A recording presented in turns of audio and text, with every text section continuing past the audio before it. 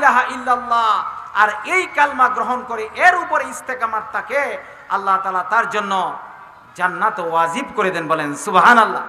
দেখা গেল আনসার ভাইরা এই মুহাজির ভাইদের জন্য তাদের বিবি, সন্তান, খেজুর বাগান, বাড়ি, গাড়ি, হ্যাঁ, এবং সম্পদের ভাগীদার করে দিলেন, ওয়াকফ করে দিলেন, যে এটা আমার মুহাজির ভাইরা গ্রহণ করবে। আর অবস্থা দৃষ্টে আমরা দেখি যে একই কালমার অধিকারী হইয়া আমরা এক মসজিদে আমাদের দলাদলি আছে না নাই? কথা বলেন, দলাদলি আছে না নাই? আমরা এত দলাদলি করি যে আরেকজনকে মেরে ফেলতে আমরা কখনো কোনটা বোধ করি না। আমাদের অবস্থা এরকম। আমরা যদি একটু আসি যে ভ্রাতৃত্বের বন্ধনে কে কি করেছিলেন আনসার এবং মুহাজির মাধ্যমে, মুহাজিরদের এই আয়াত, এদের প্রতি খুশি হইয়া আল্লাহ রাব্বুল আলামিন কুরআনুল কারীমের আয়াতে কারিমাতে ঘোষণা করে দিলেন, ওয়া ইউসিরুনা আলা আনফুসিহিম ওয়ালাউ কানা বিহিম খাসাসা, যে তাদের অনেক অভাব ছিল, অভাব অনটন থাকার পরেও তারা মুহাজির ভাইদের জন্য তাদের হাত বাড়িয়ে দিলেন। সকলে বলেন সুবহানাল্লাহ। মুহাজিরদেরকে এত সহযোগিতা করেছেন। আর আমরা এখন কি করি? একটা মসজিদে এসে আমরা কালমার দাওয়াত দিব, একটা প্ল্যাটফর্মে আমরা দাওয়াত দিতে পারি না। এরকম আছে না নাই? এই দাওয়াত ও তাবলীগের কাজে এই বিশ্ব মুসলিমদের এই ঐক্যের কারণে আজকে সারা পৃথিবীতে হাহাকার, মারামারি, কাটাকাটি, যেখানেই মুসলমান সেখানেই মুসলমানরা কি খাচ্ছে? মার খাচ্ছে। আমরা যদি আমাদের পার্শ্ববর্তী দেশ মায়ানমারের কথা একটু লক্ষ্য করি, দেখা গেছে যে মুসলমানরা, মায়ানমারের মুসলমানরা মায়ানমারে টিকতে পারে নাই মুসলমান হওয়ার কারণে। এই সারা পৃথিবীতে যারা আমরা মুসলমান ছিলাম, আমরা একটা টু শব্দ পর্যন্ত করতে পারি নাই, এদেরকে হত্যা করেছে। আমরা যদি একটু দেখি ইরাকের মুসলমানদেরকে হত্যা করেছে, আমরা কিছুই করতে পারি নাই, কিছুই বলতে পারি নাই, কারণ মুসলমান যেখানে মায়ের কাছে সেখানে। শেষ পর্যন্ত আমরা দেখলাম মুসলমানদের প্রথম কেবলা জেরুজালিম, বাইতুল মুকাদ্দাস, আল ফিলিস্তিনি মুসলমানদের উপরে চরমভাবে অত্যাচার, নির্যাতন, নিপীড়ন করেছে। ওআইসিভুক্ত দেশ 56টা দেশ থাকার পরেও মুসলমানরা এই ফিলিস্তিন মুসলমানদের দিকে এগিয়ে যেতে পারে নাই। শুধু ইরান এই সবচেয়ে অগ্রসর ভূমিকা পালন করেছে। আমাদের যে দেশে আমরা হজ করতে যাই, এই দেশের বাইরেও এই সালমান, মক্কা মদিনার, মক্কার যে বর্তমান সালমান সাহেব আছেন, উনিও কিন্তু ইরাকের মুসলমানদের বেলায় তখনও কথা বলেন নাই, এমনকি ফিলিস্তিনের মুসলমানদের প্রতিও কথা বলেন নাই। মুসলমানদের মাঝে এই ঐক্যের কারণে আজকে আমরা ইহুদি, খ্রিস্টান এবং অন্যান্য ধর্মাবলম্বীদের মাধ্যমে আমরা চরমভাবে মায়ের খেয়ে যাচ্ছি। আমরা যদি আসি যে ইসলামী ভ্রাতৃত্ব আমাদের কিভাবে বাড়তে পারে, বাড়াইতে পারি, তাহলে আমাদের পরস্পরের প্রতি প্রথমেই ভালোবাসা থাকার দরকার। একজনের প্রতি আরেকজনের কি থাকা থাকবে? ভালোবাসা থাকবে।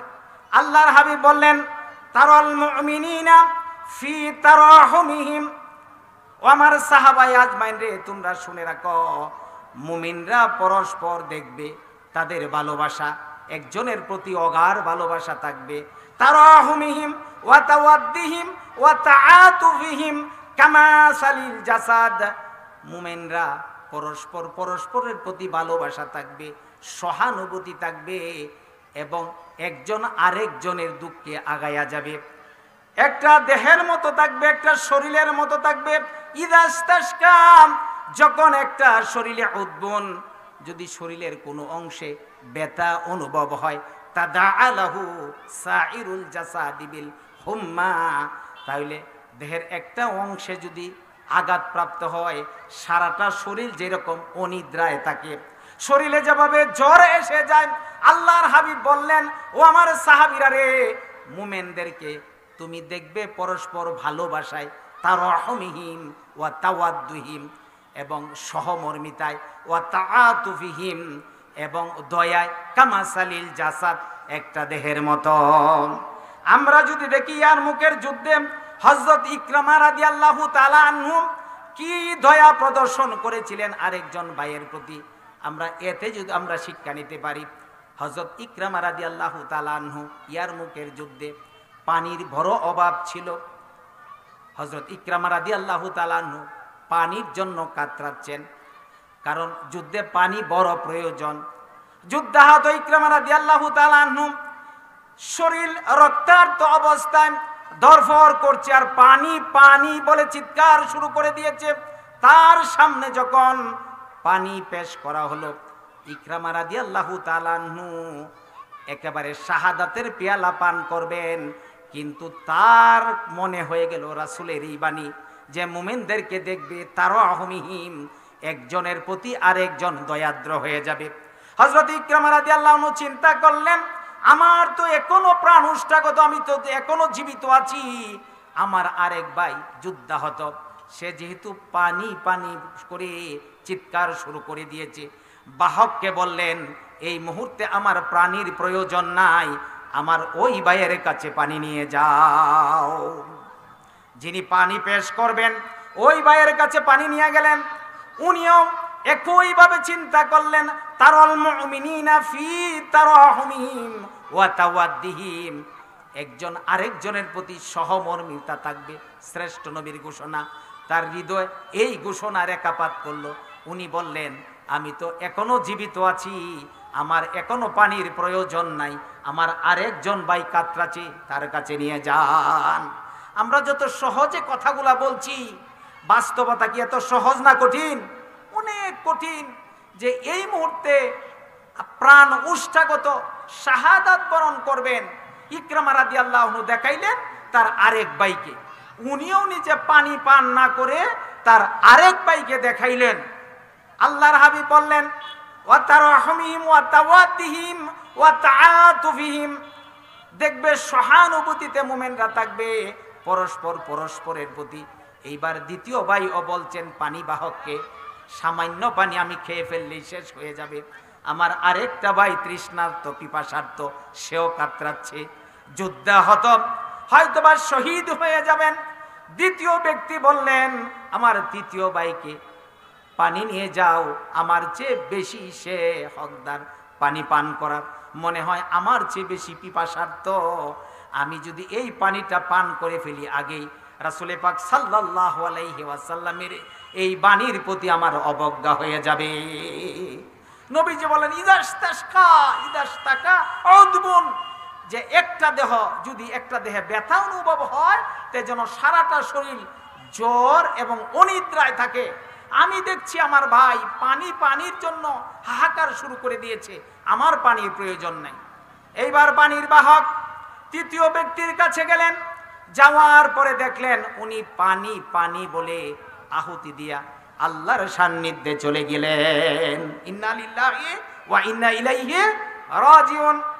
ওই পানির বাহক চিন্তা করলেন, তৃতীয় ব্যক্তির কাছে যাওয়ার পরে যেহেতু পানির জন্য পানি পানি বলে শাহাদাত বরণ করেছেন, সে তো আর পানি পান করতে পারবে না। আবার দৌড়াইয়া আসলেন দ্বিতীয় ব্যক্তির কাছে, আইসা দেখলেন দ্বিতীয় ব্যক্তিও আল্লাহর জিম্মায় শাহাদাত বরণ করেছে। দৌড়াইয়া আসলেন প্রথম ব্যক্তি হযরত ইকরামা রাদিয়াল্লাহু তাআলা আনহুর কাছে, এসে দেখলেন আল্লাহর হাবিবের সাহাবী হযরত ইকরামা, যার কাছে প্রথম পানি নিয়ে যাওয়া হয়েছিল, আল্লাহর হাবিবের এই সাহাবীও পানি পানি করে শাহাদাত বরণ করেছেন। সুবহানাল্লাহ। তাহলে একজন মুসলমান আরেকজন মুসলমান, একজন মুমিন আরেকজন মুমিনের প্রতি প্রথম দায়িত্ব হচ্ছে কি প্রদর্শন? ভালোবাসা, দয়া, মায়া, সৌহার্দ্য, এবং নিজে পানিটা যুদ্ধের ময়দানে না গ্রহণ করে তার দ্বিনী ভাইকে পানির জন্য পাঠিয়ে দিলেন, সে পান করুক। আর আমরা কি করি? এই তো ভৈরব থেকে একটা বাস, ঢাকাগামী বাস এসে অ্যাক্সিডেন্ট করেছে পুলের ঘাট বাজারের এই পাশে। একটা মহিলা পড়ে আছে রক্তাক্ত অবস্থায়। কিছুক্ষণ পরে দেখা গেল মহিলার গলার চেইনও নাই এবং তার মানি ব্যাগটাও নাই। কে নিয়েছে এই সোনার চেইন? কে গ্রহণ করেছে মানি ব্যাগ? এরপরে যদি আমরা দেখি, আমরা তো এইখানে কি হিন্দু ভাইরা আসছিল, খ্রিস্টানরা এসেছিল, ইহুদিরা এসেছিল, আমরা মুসলমানরাই হয়তো লুট করেছি, চিনিয়ে নিয়েছি, চুরি করেছি। রাসূল পাক সাল্লাল্লাহু আলাইহি সাল্লামের সাহাবায়ে আজমাইনদের বৈশিষ্ট্য ছিল যে পরস্পরের প্রতি পরস্পর কি দয়া, পরস্পরের প্রতি পরস্পরের মায়া, পরস্পরের প্রতি পরস্পরের সিম্প্যাথি, সহানুভূতি। এই সহানুভূতি আজকে আমাদের মাঝে আছে? সহানুভূতি নাই। এবং আমার ভাইয়ের সম্পদ, এমনকি দিনী ভাইয়ের সম্পদও যদি আমার কাছে আমানত রাখে, তাইলে আমি যতক্ষণ পর্যন্ত এর খেয়ানত না করতে পারি ততক্ষণ আমাদের শান্তি নাই। 2 নম্বর বলতে চাই, প্রয়োজন পূরণ। আল্লাহর হাবিব সাল্লাল্লাহু আলাইহি সাল্লাম বলছেন, ইন্নাল মুমিনা লিল মুমিনি কাল বুনয়ান। একজন মুমিন আর একজন মুমিনের জন্য অট্টালিকা স্বরূপ। অট্টালিকা মানে দালান। এই দালানের মাঝে কেউ যদি আঘাত করে সহজে ভাঙতে পারবে না। ইয়াশুদ্দু বা'দুহু বা'দা। আল্লাহর হাবিব সাল্লাল্লাহু আলাইহি সাল্লাম একটা হাতের ভিতরে আরেকটা হাত ঢুকাইয়া আঙ্গুলগুলাকে এইভাবে শক্ত করে দেখিয়েছেন। আল্লাহর হাবিব বললেন, আল মুসলিমু আখুল মুসলিম। একজন মুসলমান আর একজন মুসলমানের ভাই। বলেন আল্লাহু আকবার। একজন মুসলমান আর একজন মুসলমানের কি ভাই। লা ইয়াযলিমুহু অথবা লা ইউসলিমুহু। একজন মুসলমান আর একজন মুসলমানকে অত্যাচার করবে না। লা ইউযলিমুহু ওয়ালা ইউসলিমুহু। এবং অন্য কেউ তার ভাইকে আঘাত করুক এই সুবিধা কখনো দিবে না। একজন মুসলমান আরেকজন মুসলমানের কি ভাই। লা ইউযলিমুহু, সে তার প্রতি অত্যাচার করবে না। ওয়া ইউসলিমুহু, কেউ যদি অত্যাচার করতে আসে, কাফের মুশরিক ইহুদি খ্রিস্টান এবং কোরআনের বিরোধী শক্তি, ইসলামের বিরোধী শক্তি যদি এই ভাইকে, এই ভাইয়ের উপরে আঘাত করতে আসে, তাইলে সে এগিয়ে যাবে।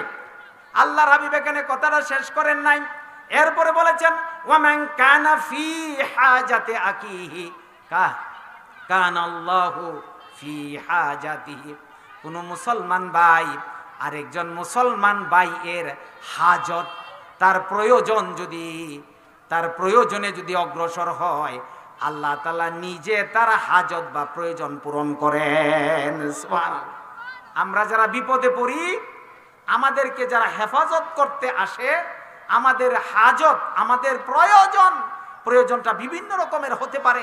অ্যাক্সিডেন্ট হতে পারে, গাড়ি অ্যাক্সিডেন্ট হতে পারে, বাড়িতে আগুন লাগতে পারে, অথবা কোনো বিপদ আপদ হতে পারে। যখন আরেকজন মুসলমান এগিয়ে যায়, আল্লাহ তাআলা তার প্রতি তার রহম নিয়ে এগিয়ে যায়। বলেন সুবহানাল্লাহ। এই রহম আমরা চাই না? আমরা কে কে চাই? দুটি হাত তুলে আল্লাহকে দেখাই। লিল্লাহে তাকবীর। একটু আসতে বলেন, লিল্লাহে তাকবীর। হাত নামান। কবুল করার মালিক কে? এখন আমাদের দেশে দেখা যায়, আমার একজন মুসলিম ভাই সে যদি বিপদে পড়ে, আমরা আরো খুশি হই। আমরা দোকানপাটে বসি, বিভিন্ন জায়গায় বসি, বলি যে এই দেখো এখন পড়ছে বিপদে, এখন মজাটা বুঝো। মা গো, এখানে আপনার জন্য একটা শিক্ষা রয়েছে, বাইরেও আপনাদের জন্য শিক্ষা রয়েছে। আমি বলেছি ভ্রাতৃত্ব বৃদ্ধির উপায়, তার প্রয়োজনে এগিয়ে যেতে হবে। কি করতে হবে? এগিয়ে যেতে হবে। খালিফাতুল মুসলিমিন হযরত উমর রাদিয়াল্লাহু তাআলা আনহু, আমরা যদি তার দিকে তাকাই, তিনি ছিলেন একদিক দিয়ে মদিনার রাষ্ট্রনায়ক, আবার মসজিদে নববীর খতিব, আবার মদিনার রাষ্ট্রনায়ক। উনার শাসন আমলে উনি বেরিয়ে গেলেন, রাত্রিবেলায় উনি বেরিয়ে গেলেন, দেখলেন তার কোনো ভাইয়ের কোনো হাজত বা প্রয়োজন মিটানো যায় কিনা। হযরত উমর রাদিয়াল্লাহু আনহু বেরিয়ে গেলেন, রাত্রিবেলায় একা একাই বেরিয়ে গেলেন। খলিফাতুল মুসলিমিন অগ্রসর হলেন মরুভূমিতে, দেখলেন হঠাৎ করে একটা তাঁবু, আর এই তাঁবুর ভিতরে টিম টিম করে আলো জ্বলছে। আল্লাহর হাবিব সাল্লাল্লাহু আলাইহি সাল্লামের সাহাবী হযরত উমর রাদিয়াল্লাহু আনহু এগুচ্ছেন। এই মুহূর্তে উনি দেখলেন তাঁবুর সামনে একজন যুবক পায়চারি করছে। একবার তাঁবুর এই পাশে যাচ্ছে, আর একবার তাঁবুর ওই পাশে যাচ্ছে, হাঁটাহাঁটি করছে। হযরত উমরকে দেখে ওই অনারব ওই ব্যক্তিটি ভয় পেয়ে গেলেন। প্রথম, আরে এত রাত্রিবেলায় কে আমাদের তাঁবুর দিকে এগিয়ে আসছেন? আসলে তাঁবুর ভিতরে একজন অনারব বেদুইন এসেছেন।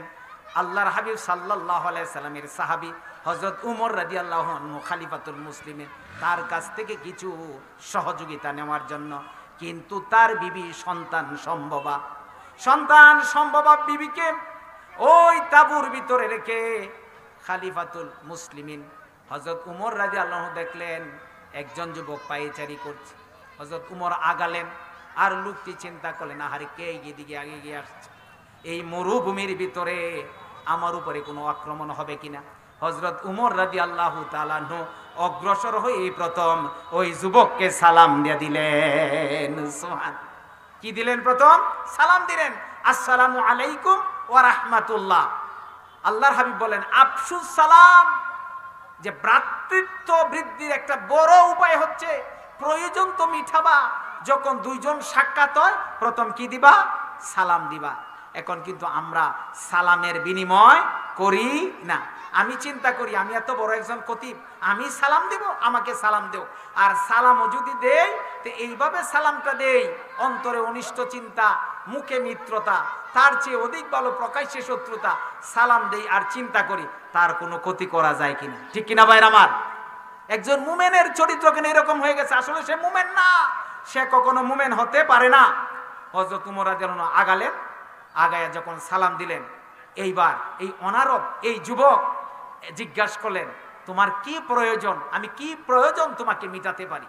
এবার যুবক বলতেছেন যে আমি খালিফাতুল মুসলিমিন হযরত উমর রাদিয়াল্লাহু তাআলা আনহুর দরবারে এসেছি, আমি একজন বেদুইন অনারব, আমি একটু সহযোগিতা নিতে, কিন্তু আমার বিবি সন্তান সম্ভবা এবং সে এই এখন সন্তান প্রসবের যে ব্যথা, এই ব্যথাটা সে ফিল করছে। আমি পুরুষ মানুষ, আমি কিছুই করতে পারছি না। কে হে যুবক, আপনি আমাকে কিভাবে সহযোগিতা করবেন? হযরত উমর রাদিয়াল্লাহু তাআলা আনহু এতটুকু শুনে বাড়ির দিকে দৌড় দিলেন এবং ওই যুবককে আশ্বস্ত করলেন, যুবক হে, তুমি থামো, তুমি অপেক্ষা করো, আমি আসছি। এই বলে বাড়িতে চলে গেলেন এবং হযরত উমর রাদিয়াল্লাহু তাআলা আনহু ডাক দিলেন তার বিবিকে, উম্মে কুলসুম কোথায়, তার বিবি কোথায়?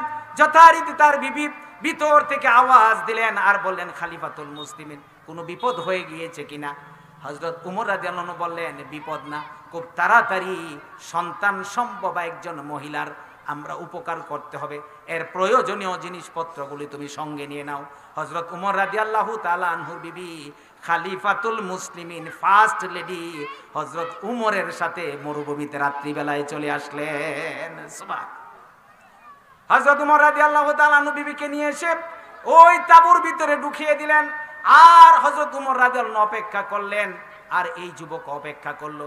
কিছুক্ষণ পরে ভিতর থেকে বাচ্চার কান্নার আওয়াজ হযরত উমর রাদিয়াল্লাহু আনহু শুনতে পেলেন। এবার বিবি এসে বললেন, খালিফাতুল মুসলিমিন হযরত উমর, তুমি তোমার